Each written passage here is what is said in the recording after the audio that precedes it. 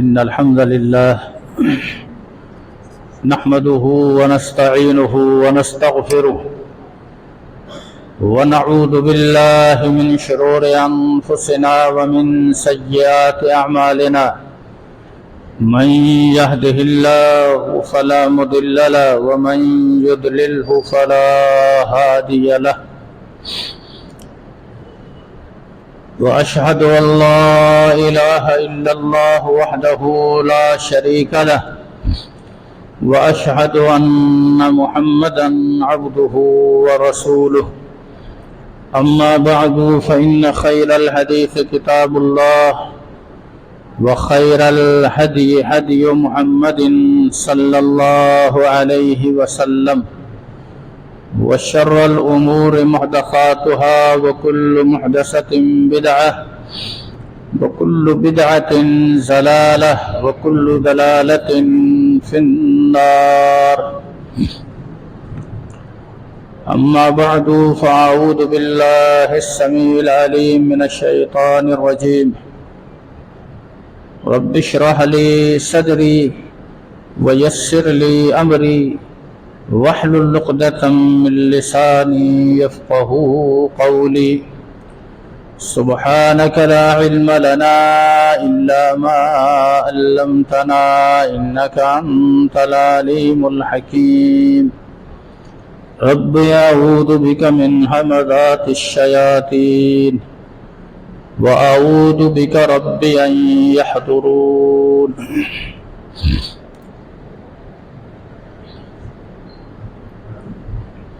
قل هل يستوي الذين يعلمون والذين لا يعلمون إنما يتذكر أولو الألباب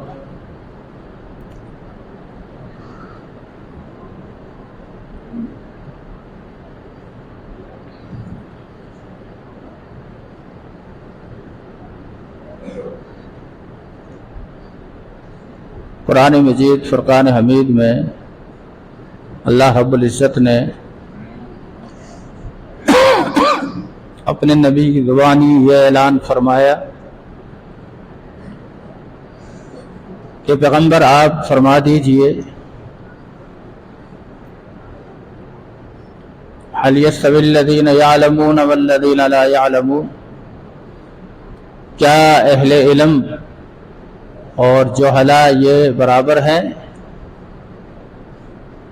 عالم اور جاہل دونوں برابر ہیں؟ ظاہر جواب یہ ہے کہ دونوں برابر نہیں۔ فرمایا انما یتذکر اولو الالباب، کہ صحیح بات یہی ہے کہ جو اولو الالباب ہیں، عقل والے ہیں، سمجھ بوجھ رکھنے والے ہیں، وہی صحیح معنی کے اندر نصیحت حاصل کرتے ہیں۔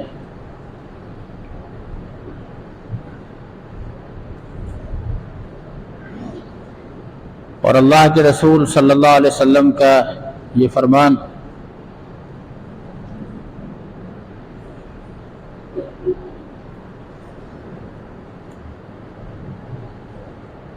کہ جناب عبداللہ بن عمر بن عاص اس حدیث کے راوی ہیں،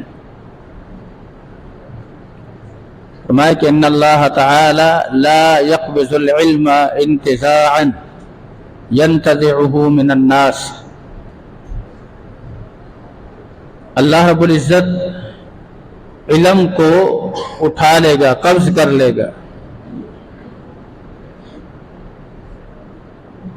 اللہ تعالی لوگوں سے علم کو قبض کر لے گا، اٹھا لے گا۔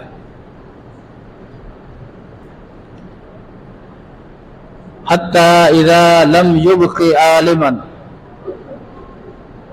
یہاں تک کہ جب ایک عالم کو بھی اللہ تعالیٰ باقی نہیں رکھے گا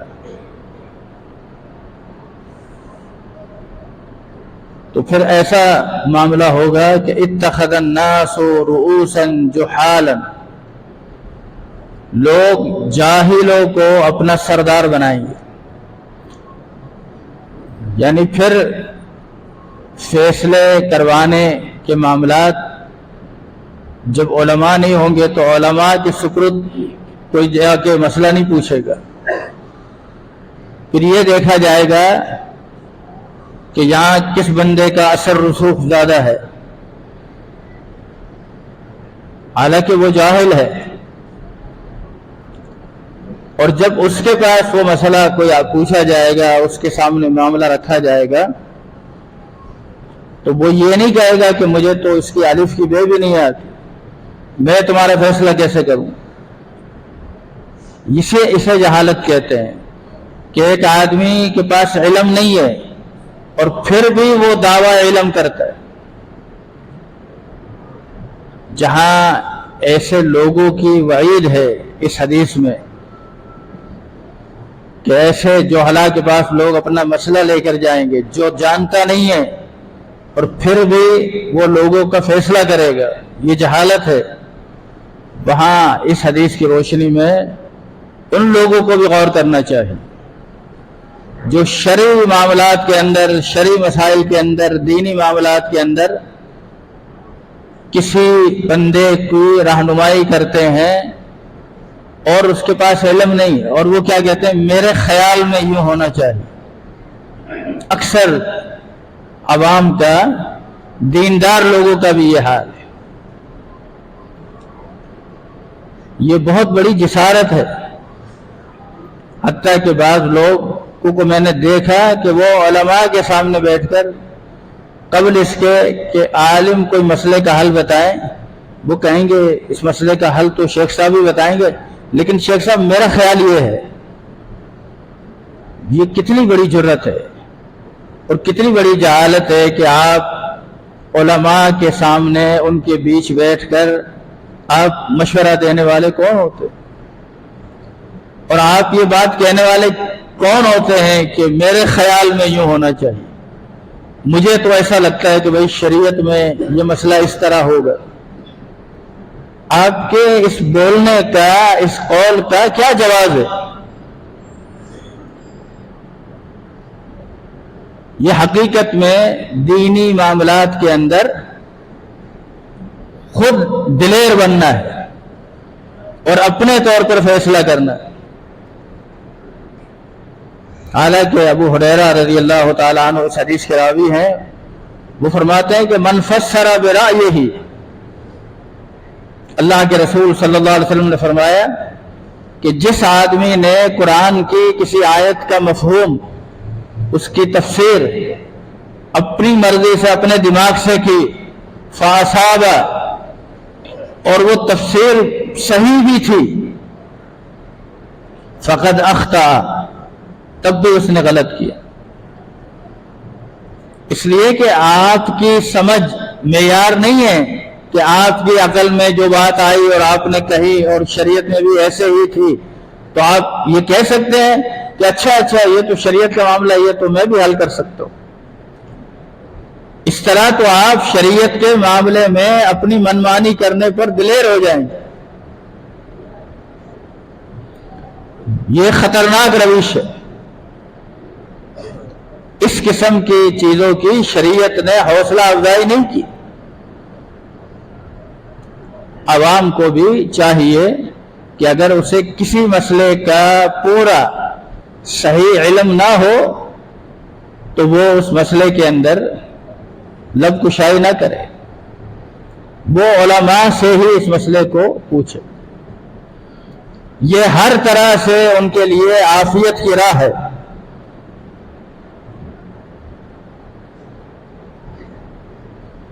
بہت زیادہ موجودہ حالات نے، موجودہ معاشرے کے اندر جو کچھ ہو رہا ہے دین کے نام پر، لوگ دھڑلے سے جو مرضی آئے، جس بات کا جیسے چاہیں جواب دیتے ہیں، اور لوگ سنتے ہیں اس کو، اور سننے کے بعد پھر آ کر پوچھتے ہیں وہ فلاں نے تو یوں کہا ہے، حدیث میں اس طرح ہے، فلاں نے یوں کہا ہے، اس نے کہا میرے پاس اتنے حوالے ہیں. اس طرح سے علم حاصل نہیں کیا جاتا. علم حاصل کرنے کے بھی کچھ شرائط ہیں.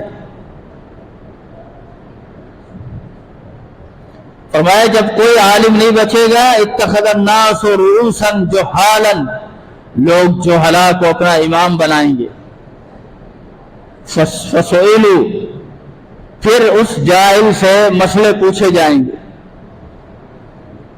فافتوا بغیر علم، اور وہ بغیر علم کے فتوے دیں گے۔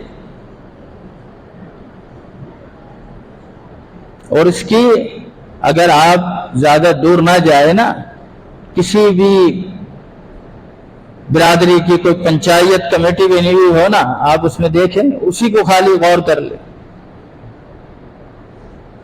جو برادریوں کی پنچایتی کمیٹی بنی ہوئی ہوتے ہیں نا، اس کے جو سربراہان ہوتے ہیں وہ کوئی اہل علم نہیں ہوتے، انہوں نے اپنی اس کمیٹی کے اندر ایسے ایسے قوانین بنا رکھے ہوں گے جس کا شریعت سے دور کا بھی تعلق، لیکن لوگ ماننے پر مجبور ہیں۔ برادری کا مسئلہ ہے، بلکہ کوئی مسئلے مسائل ہو جائے تو وہ برادری کی طرف رجوع کرتے ہیں، پنچایت میں اس کو لایا جائے، پھر وہ اس کے بارے میں فیصلہ کرتے ہیں۔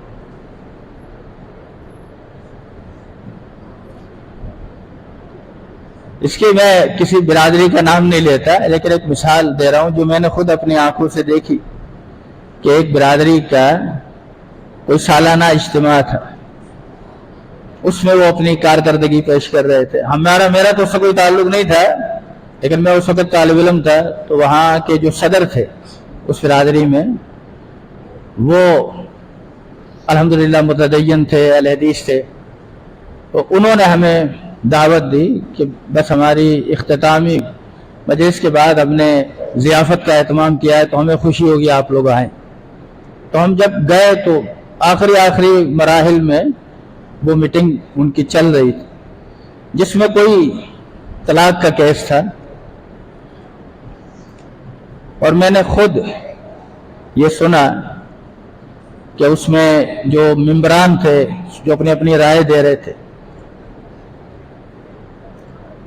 تو وہ ممبران جو رائے دے رہے تھے ان میں سے ایک ممبر جو تھا اس کمیٹی کا، وہ کہیں دہلی سے آیا تھا، انڈیا سے آیا ہوا، تو اس نے کہا میں پہلے بھی آیا تھا اور میں نے کہا تھا کہ اس طرح کے جو مسئلے مسائل ہوتے ہیں تو یہ مسئلے مسائل پیدا نہ ہو، اس کے لیے میں نے ایک تجویز دی تھی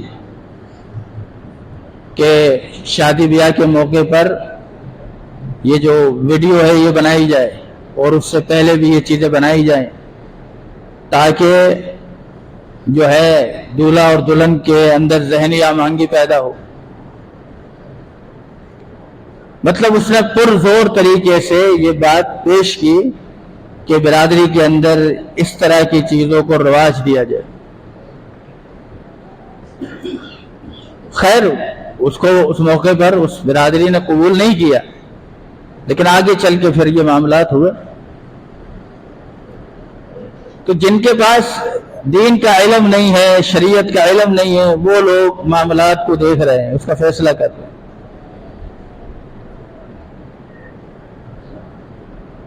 اس جو بھی کوئی اس طرح کی پنچایت ہو، اس کا ممبر ہونے کے لیے صرف یہ کافی نہیں ہے کہ یہ مسلمان ہے، یہ بھی ضروری ہے نا کہ اس مسلمان کو اس مسئلے کا علم ہو کہ یہ مسئلہ شرعی بنیادوں پر کیسے حل ہوگا۔ فرمایا جب لوگ جہلا کو اپنا سردار بنائیں گے، پھر ان سے مسئلے پوچھے جائیں گے، وہ بغیر علم کے فتویٰ دیں گے، ضلوا فاضلوا، وہ خود بھی گمراہ ہوں گے اور دوسروں کو بھی گمراہ کریں گے۔ جہالت کا نتیجہ یہ ہے کہ جاہل آدمی جو ہے اس کے سامنے رائے حق موجود نہیں ہے، اس اعتبار سے وہ گمراہ ہے، پھر وہ جو فیصلہ دے رہا ہے وہ اس جہالت کی پیداوار ہے، اس سے اور لوگ گمراہ ہوں۔ ضلوا فاضلوا، شریعت نے تو جہاں تک علماء کو پابند کیا، حتیٰ کہ اللہ نے اپنے نبی سے کہا قل ما اسألکم علیہ من اجر، اے پیغمبر آپ فرما دیجئے جو میں تمہیں دین کی باتیں بتاتا ہوں، دین پہنچاتا ہوں، اس پر میں تم سے کوئی مزدوری، کسی اجرت کا سوال نہیں کرتا۔ وما انا من المتکلفین، اور میں متکلفین میں سے، تکلف کرنے والوں میں سے نہیں ہوں۔ تکلف کا کیا مطلب ہے کہ ابھی اللہ تعالیٰ نے کوئی حکم نازل نہیں کیا ہے شریعت بنا کر، اور آپ سے وہ مسئلہ پوچھا گیا تو آپ نے اپنی مرضی سے کوئی مسئلہ نہیں بتایا، بلکہ آپ نے اللہ کی وحی کا انتظار کیا۔ جناب عمر رضی اللہ تعالیٰ عنہ ایک دن ایک آیت کے بارے میں سوچتے ہیں، اور آیت کے ایک جملے کا معنی آتا ہے، لیکن دوسرے جملے کا معنی جناب عمر کے ذہن میں نہیں تھا۔ سوچنے لگے، قرآن کی آیت ہے وَفَاكِهَةً وَأَبًّا مَتَاعًا لَكُمْ وَلِأَنْعَامِكُمْ، کہنے لگے کہ وَفَاكِهَةً کا معنی تو ہے پھل فروٹ، عربی میں اسے فاکہہ کہتے ہیں، لیکن یہ جو لفظ وَأَبًّا ہے اس کا کیا معنی ہے؟ کافی سوچا، پھر یہ آیت پڑھی اور اپنے آپ کو مطمئن کیا کہ اللہ تعالیٰ نے اپنے نبی سے بھی یہ کہا کہ آپ فرما دیجئے میں دعوت دین پر کسی قسم کی تم سے کوئی مطالبہ نہیں کرتا، اور نہ ہی میں تکلف کرنے والوں میں سے ہوں، یعنی ایک چیز کا جواب ابھی شریعت نے نہیں بتایا تو میں اپنی مرضی سے چاہوں اور اس کی تشریح کر دوں، نہیں، میں اس طرح تکلف میں پڑنے والا نہیں ہوں۔ تو جب اللہ نے اپنے نبی کو اس بات سے دور رکھا کہ وہ تکلف میں نہ پڑے، تو میں کیوں تکلف میں پڑوں؟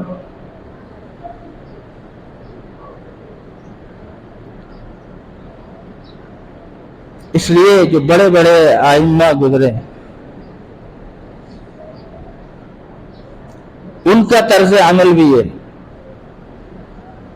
امام مالک رحمۃ اللہ علیہ اپنی زندگی کے آخری ایام میں ایک چیز کا ان کو ملال رہا، اور وہ گاہے بگاہے اپنی زندگی کے آخری ایام میں اس کا ذکر بھی کرتے رہے۔ کہنے لگے اندلس سے ایک شخص آیا تھا اور اس نے مجھ سے 36 سوال کیے تھے، اور میں نے 30 سوالوں کے جواب تو بالکل صحیح دیے تھے، اور 6 سوالوں کے بارے میں جو ہے مجھ سے لگتا ہے کہ خطا ہوئی۔ پھر اس بات کی وضاحت کی کہ 36 میں سے جو 30 کے جواب بالکل صحیح دیے وہ کیا ہے؟ فرماتے ہیں سائل نے جب سوال کیا تو پہلے سوال کا جواب مجھے نہیں آیا تو میں نے کہا لا ادری، مجھے نہیں معلوم۔ پھر دوسرا سوال کیا، اس کا بھی جواب مجھے نہیں آیا، میں نے کہا لا ادری۔ حتیٰ کہ 30ویں سوال تک بھی میں نے اس کو یہی کہا لا ادری، مجھے نہیں معلوم۔ اس لیے کہ اللہ کے رسول صلی اللہ علیہ وسلم کا فرمان ہے کہ جب کسی سے مسئلہ پوچھا جائے اور اسے معلوم نہ ہو تو وہ اپنی طرف سے کوئی تکلف نہ کرے، وہ صاف کہہ دے مجھے نہیں معلوم۔ اس کا کیا فائدہ ہے؟ اس کا فائدہ یہ ہے کہ اللہ کے رسول نے فرمایا کہ جواب دینے والے کا یہ کہنا کہ لا ادری، میں نہیں جانتا، یہ بھی علم ہے۔ اب ایک انسان سوال کرے گا کہ بھائی جب وہ کہہ رہا ہے مجھے نہیں معلوم تو یہ کیسے علم ہو گیا؟ یہ علم اس طرح سے ہے کہ جب کسی نے سوال کیا اور اس کے جواب میں کہا گیا لا ادری، مجھے اس کا جواب معلوم نہیں ہے، تو وہ آدمی کیا کرے گا؟ کسی اور سے پوچھے گا نا، جس کے پاس اس سے زیادہ علم ہوگا، جس کو اس مسئلے کا پتہ ہوگا۔ تو انہوں نے لا ادری کہہ کر اسے دوسرے آدمی کی طرف بھیجا، یہ علم ہے۔ لیکن اگر اپنی مرضی سے اپنی منطق سے کوئی جواب دے دے گا تو وہ آدمی کسی دوسرے سے پوچھے گا نہیں۔ تو فرمایا کہ میں نے 30 سوالوں کے جواب بالکل صحیح دیے، یعنی یہ کہا کہ لا ادری، مجھے نہیں معلوم، حتیٰ کہ اس شخص نے جب اتنے سوالات کیے اور آپ نے یہ جوابات دیے 30 جواب، لا ادری میں نہیں جانتا، آخر اس شخص کو کہنا پڑا کہ میں اندلس سے، جس کو آج اسپین کہتے ہیں، میں یہاں سے آیا ہوں اور وہاں کے علماء نے یہ سوال دیے ہیں، اب میں وہاں کے علماء کو جا کر کیا کہوں؟ تو امام مالک فرماتے ہیں کہ تم جاؤ اور وہاں جا کر کہو قال مالک بن انس، مالک بن انس یہ کہتے ہیں کہ لا ادری، مجھے نہیں معلوم۔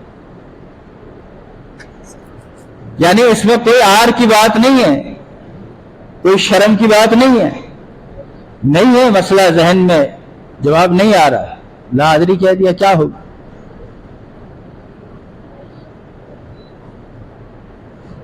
تو شریعت نے تو اس مسئلے کے اندر عالم کو بھی اتنا محتاط رہنے کے لیے کہا ہے،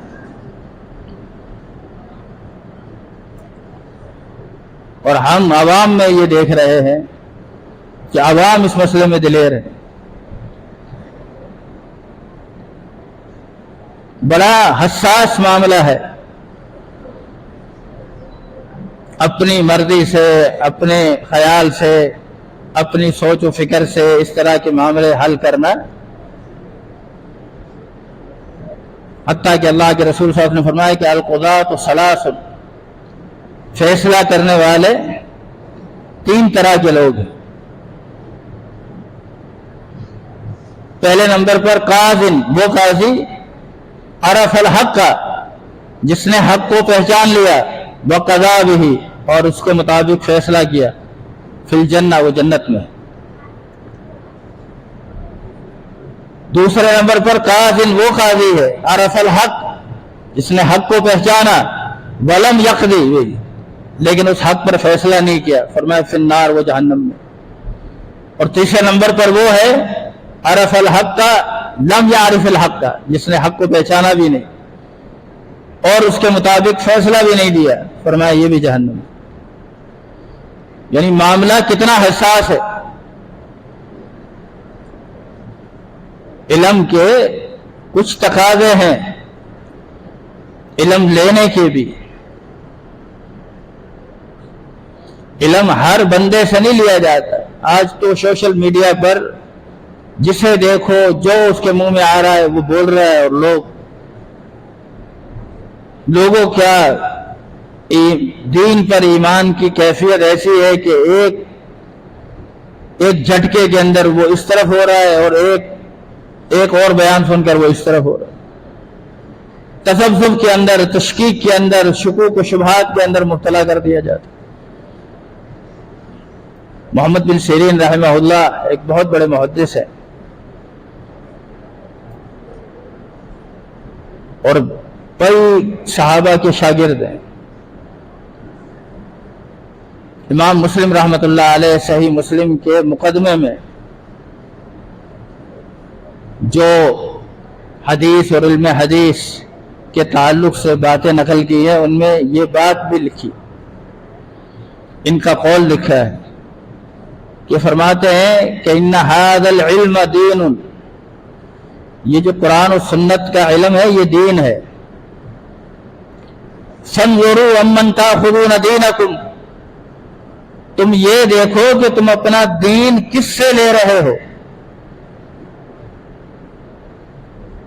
ہر فرد سے علم نہیں لیا جاتا۔ یہی امام مالک ہے رحمۃ اللہ علیہ، وہ خود فرماتے ہیں کہ ایک شخص اچھے محدث تھے اور میرا ارادہ تھا کہ ان سے بھی علم حاصل کروں۔ کہتے ہیں میں ایک دن مسجد نبوی میں گیا تو مسجد نبوی میں کوئی نہیں تھا، تو میں نے دیکھا کہ یہ موجود تھے اور انہوں نے پہلے دائیں بائیں دیکھا، جب کوئی نظر نہیں آیا تو انہوں نے اپنا رومال اتارا اور جو ممبر تھا نا اس کو ملا اور مل کر پھر پہن لی۔ امام مالک کو ان کے اس فعل پر دو طرح سے اعتراض تھا۔ ایک تو یہ کہ یہ جو فعل ہے یہ ایک عامیانہ فعل ہے، یعنی عام آدمی، عام لوگ جو ہے نا وہ ایسے کام کرتے ہیں، یہ چیز علماء کے وقار کے خلاف ہے، کیونکہ جو ممبر تھا اللہ کے رسول صلی اللہ علیہ وسلم کا ممبر بھی ہو تو ظاہر ہے کہ اللہ کے رسول کے بعد تو پھر کئی خلفاء آئے ہیں، کئی لوگ آئے ہیں جو اس ممبر پر کھڑے ہوئے ہیں اور پھر اس کی صاف صفائی ہوتی ہے، تو اس بات کا بھی کوئی شائبہ نہیں کہ اس کی کوئی دھول مٹی لگی ہوئی ہو اور وہ اس کے کپڑے سے لگ جائے۔ تو یہ ایک بالکل عامیانہ سی بات تھی کہ کوئی عام آدمی ایسا کرتا ہے تو کسی درجے میں قابل برداشت تھا، اس کو تو ایسا نہیں کرنا چاہیے۔ اور اس سے بڑھ کر امام مالک کہتے ہیں کہ مجھے زیادہ جو بات کھٹکی وہ یہ کہ اس کو یہی نہیں پتا کہ یہ ممبر تو وہ نہیں ہے جو اللہ کے نبی صلی اللہ علیہ وسلم کھڑے ہو کر خطبہ دیتے تھے، وہ تو جل گیا تھا جب آگ لگی تھی مدینہ، تو اس کو تو اس کا بھی نہیں پتا، اور اس کو اس ممبر کے بارے میں وہ یہ سمجھ رہا ہے کہ یہ اللہ کے نبی صلی اللہ علیہ وسلم کا ممبر ہے اور آپ اس پر چڑھ کے خطبہ دیتے تھے، حالانکہ وہ جل گیا تھا۔ تو اب امام مالک نتیجہ یہ نکالتے ہیں کہ جس کو اس ممبر کے تعلق سے اتنی بڑی غلطی لگی ہے تو ہو سکتا ہے کہ اسے صاحب ممبر کے بارے میں یعنی اللہ کے نبی صلی اللہ علیہ وسلم کی روایت کے بارے میں بھی کوئی غلطی لگ سکتی، حالانکہ اب روایت نہیں لی ہے اور روایت کے بارے میں کوئی بات سامنے نہیں آئی ہے، لیکن پھر احتیاطاً اس سے روایت نہیں لی۔ تو یہ علم کا معاملہ تو اتنا اہم ہے کہ ہر شخص سے نہیں لیا جا سکتا، بلکہ اس کے لیے جو راسخ فی العلم ہو ان سے مسئلہ پوچھے، اس کے سامنے مسئلہ رکھا جائے۔ اور پھر علم کی یہ شرائط ہیں کہ تم یہ دیکھو کہ تم اپنا دین کس سے لے رہے ہو، اور عالم کو اس بات سے روکا گیا کہ وہ مسئلہ بتانے میں عجلت سے کام نہ لے، جلد بازی نہ کرے۔ کوئی مسئلہ جو ہے وہ بہت زیادہ مشکل ہے، پہلی مرتبہ ایسا مسئلہ سامنے آیا ہے تو پھر اس پر خوب سوچے۔ عبداللہ بن مسعود رضی اللہ تعالیٰ عنہ کی بات مسئلہ آیا کہ ایک بچی کا نکاح ہوا، ابھی رخصتی نہیں ہوئی، تقدیر الہی سے جس شخص کے ساتھ اس لڑکی کا نکاح ہوا تھا وہ شخص کسی حادثے میں مارا گیا، موت ہو گئی۔ اب لڑکی کے گھر والے یہ پوچھ رہے ہیں مسئلہ کہ اس بچی کے بارے میں شریعت میں عدت کے تعلق سے کیا مسئلہ ہے، یہ عدت گزارے گی نہیں گزارے گی؟ کیونکہ اگر کسی لڑکی کا نکاح ہو جاتا ہے اور رخصتی نہیں ہوتی اور شوہر طلاق دے دیتا ہے تو اس کی عدت نہیں، تو یہاں طلاق نہیں ہوئی ہے، یہاں وہ مر گیا ہے، تو اب اس کی عدت ہوگی کہ نہیں؟ دوسرے نمبر پر اس کا جو حق مہر ہے اس کا کیا مسئلہ ہے؟ ابھی حق مہر ادا نہیں ہوا۔ تیسرے نمبر پر وراثت کا مسئلہ ہے کہ اب اگر وہ اس کی بیوی ہے اور عدت گزارے گی تو اس کو وراثت بھی ملنی چاہیے۔ اب جب عبداللہ بن مسعود سے یہ سوال پوچھا گیا تو عبداللہ بن مسعود کوئی معمولی افساد فرد نہیں تھے، اللہ کے نبی صلی اللہ علیہ وسلم کے ملازم شاگردوں میں ہے، سفر حضر میں آپ کے ساتھ رہتے۔ فَاسْتَمْهَلَهُ شَهْرًا، آپ نے ان لوگوں سے 1 مہینے کی مہلت مانگی 1 مہینے کی. 1 مہینے بعد آنا، میں دیکھتا ہوں، پوچھتا ہوں، تلاش کرتا ہوں. 1 مہینے کے بعد جب وہ آئے تو پھر مسئلہ بتانے سے پہلے کہا کہ اگر تو یہ جو مسئلہ میں بتا رہا ہوں اس کی کوئی تمہیں دلیل مل جائے تو یہ اللہ کا فضل ہے، لیکن اگر اس میں کوئی خطا ہے تو یہ خطا عبداللہ بن مسعود کی ہے. اللہ و رسولہ منہ بریان، اللہ اور اس کا رسول اس سے بری. پھر کہا وعلیہ العدہ، اس عورت پر عدت ہے. وَلَهَ الْمَهْرُ، اس کو حق مہر بھی ملے گا. وَلَهَ الْمِيرَاثُ، اور اس کو شوہر کی وراثت میں سے بھی حصہ ملے گا. اس مجلس میں ایک صحابی کھڑے ہوئے جو اس وقت موجود نہیں تھے. اس نے جب سارا مسئلہ سنا اور ان کا فیصلہ سنا تو کہا اللہ کے رسول صلی اللہ علیہ وسلم نے بروہ بنت واشق کے بارے میں، ایک عورت تھی مدینہ کی، اس کا بھی سیم یہی مسئلہ تھا، اللہ کے رسول نے اس کے بارے میں بھی یہی فیصلہ کیا. جناب عبداللہ بن مسعود نے اللہ کا شکر ادا کیا. لیکن آپ نے اس سے اندازہ کیا کہ یہ مسئلہ کتنا دینی معاملات کتنے حساس ہیں، کتنے اہم ہیں. ہر شخص اس میں لب کشائی کرے، ہر شخص کے منہ میں جو آئے وہ بتاتا پھرے. جہاں صحابہ کرام کا حال یہ ہے، امام مالک کے بارے میں بتایا کہ ان کا حال یہ ہے، بلکہ محدثین کے ایسے کئی واقعات ہیں کہ انہوں نے کوئی فتویٰ دیا ہے اور پھر پتہ چلا کہ میں نے جو بات بتائی ہے وہ صحیح نہیں ہے، اس میں غلطی ہو گئی. پھر وہاں جا کر پھر ان کو وہ مسئلہ بتایا. اس کی مثالیں ہیں صحیح بخاری میں، صحیح مسلم میں. اللہ رب العزت ہمیں علم کی قدر کرنے کی، علماء کی قدر کرنے کی توفیق عطا فرمائے، اور اللہ تعالی ہمیں علم کے تعلق سے صحیح منہج کو اختیار کرنے کی توفیق عطا فرمائے. اقول قولی ھذا واستغفر اللہ لی ولسائر المسلمین.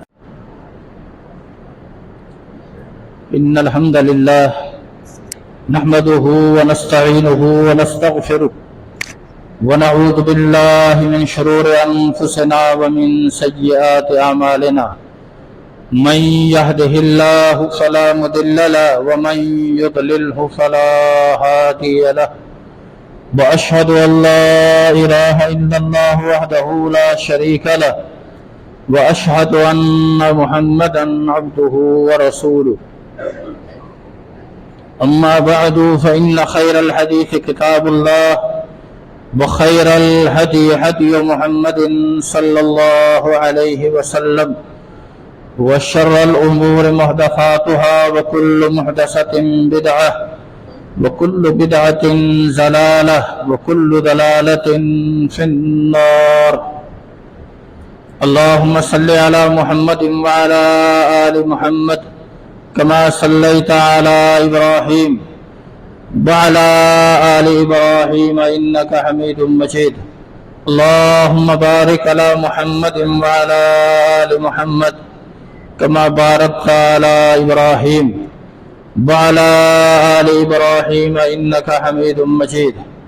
اللهم إنا نسألك العفو والعافية في الدنيا والآخرة. اللهم إنا نسألك الهدى والتقى والعفاف والغنى. اللهم أحسن عاقبتنا في الأمور كلها وأجرنا من خزي الدنيا وعذاب الآخرة. تمام بیماروں کے لیے دعا کرے اللہ تعالیٰ انہیں شفا کاملہ نصیب فرمائے. کئی دوست و احباب نے دعا کے تعلق سے کہا ہے، اللہ تعالیٰ سب کی جائز مرادوں کو پورا فرمائے. اقبال بھائی کے لیے بھی دعا کریں کہ اللہ تعالیٰ ان کو مزید صحتیابی عطا فرمائے. اسی طرح ایک جماعتی ساتھی نے ابھی بتایا کہ اعظم بھائی کی آنکھ کا کوئی مسئلہ ہے، ان کے لیے بھی دعا کریں کہ ان کی کچھ نہ کچھ روشنی بحال ہوئی ہے، اللہ ان کو مزید آنکھوں کی بینائی کے اندر تقویت عطا فرمائے. اور ان کا کوئی حافظے کا مسئلہ ہے، اس کے لیے بھی دعا فرمائیں کہ اللہ اس کا حافظہ صحیح فرما دے۔ اسی طرح جو لوگ مالی پریشانی میں ہیں، مشکلات میں ہیں، اللہ تعالیٰ تمام کی مالی پریشانیوں کو دور فرمائے اور اللہ تعالیٰ ان کو رزق حلال عطا فرمائے، اور جو لوگ قرض کے بوجھ تلے دبے ہوئے ہیں اللہ تعالیٰ ان کو قرض کے بوجھ سے بھی نجات عطا فرمائے۔ جو لوگ ایمان کی حالت میں اس دنیا سے جا چکے ہیں اللہ سب کی مغفرت فرمائے۔